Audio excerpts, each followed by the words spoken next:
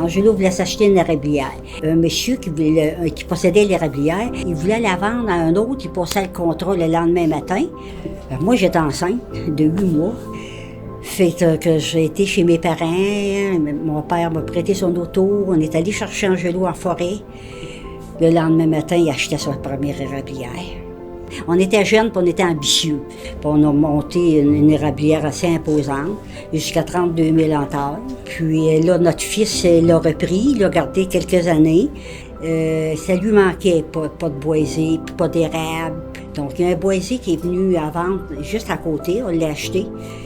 Fait que j'ai dit à Angelo, j'ai dit, on s'est parlé, on recommence.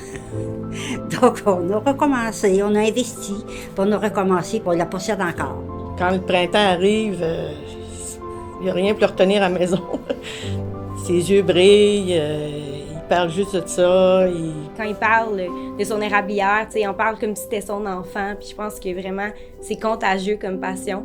Je pense aussi que c'est quelqu'un de très humain. Donc, il aime ça, expliquer ce qu'il fait, prendre le temps que les gens comprennent. Je pense que ça, c'est vraiment quelque chose aussi que les gens apprécient. Angelo, il porte bien son nom, c'est un érable qui a les racines pognées dans l'eau bénite. Comprends-tu? Il est tellement fin, cet homme-là.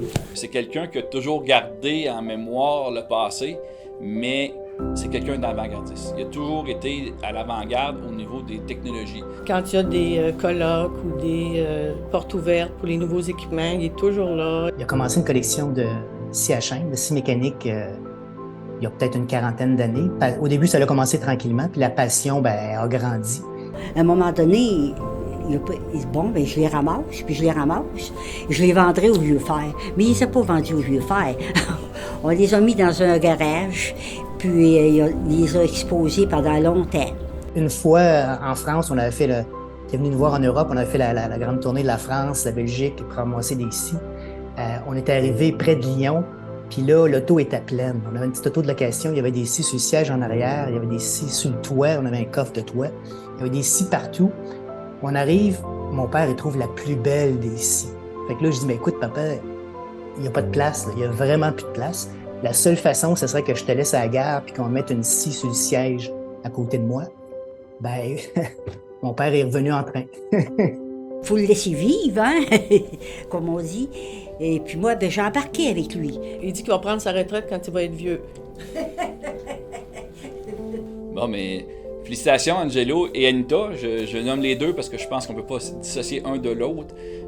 Moi, je voulais vous rendre hommage parce que vous êtes quelqu'un de passionné ou qui aurait fait rayonner la sériculture au niveau régional et même provincial.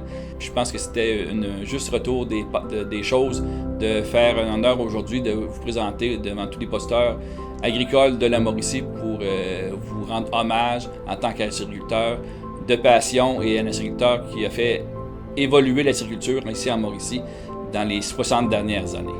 Donc, félicitations à vous deux pour ce prix grandement mérité. Félicitations, M. Trépanier. Vous le méritez. Vous aussi, c'est une passion. Et puis, continuez d'être l'homme que vous êtes. Angelo, tu as commencé à faire du sirop d'érable quand je savais même pas encore écrire mon nom. Fait que je pense que tu es dû maintenant pour des nouveaux défis.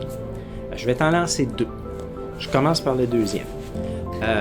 Tu as fait du sirop d'érable à Noël, tu as fait du sirop d'érable à Saint-Valentin, tu as fait du sirop d'érable à Pâques.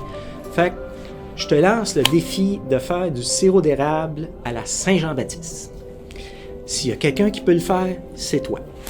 Mais avant ça, le premier défi que je te lance, c'est d'être à la fois acériculteur et centenaire. Ce qui veut dire qu'il te reste à peine 15 ans pour relever le défi et continuer à entailler tes érables toi-même. J'espère être là pour voir ça. Allô, grand-papa, je tenais à te dire qu'on est vraiment, vraiment fiers de toi. Je pense que ta passion elle se transmet, que les gens ont apprécié ça. Puis continue comme ça, t'es vraiment pour vrai une inspiration pour tes petits-enfants. Papa, je suis ici aujourd'hui pour te dire à quel point je t'aime et je suis fière de toi. Le titre d'agriculteur d'exception, tu le mérites amplement. Tu as été passionné et tu l'es encore toujours après 61 ans de temps des sucres. Tu es vraiment un acériculteur, un agriculteur d'exception et un papa d'exception. Je t'aime. Je suis très, très fier de toi. J'aurais aimé ça être avec vous ce soir. C'était pas possible. On avait d'autres engagements à l'extérieur. Mais je t'aime beaucoup, puis bonne soirée. Bon, Angelo, je suis très fière de toi, de tout ton parcours, le parcours de notre vie. Tu as été un bon papa, un bon mari. Puis aussi, je suis fière pour toi qu'aujourd'hui, que tu sois reconnu. Tous les gens t'apprécient.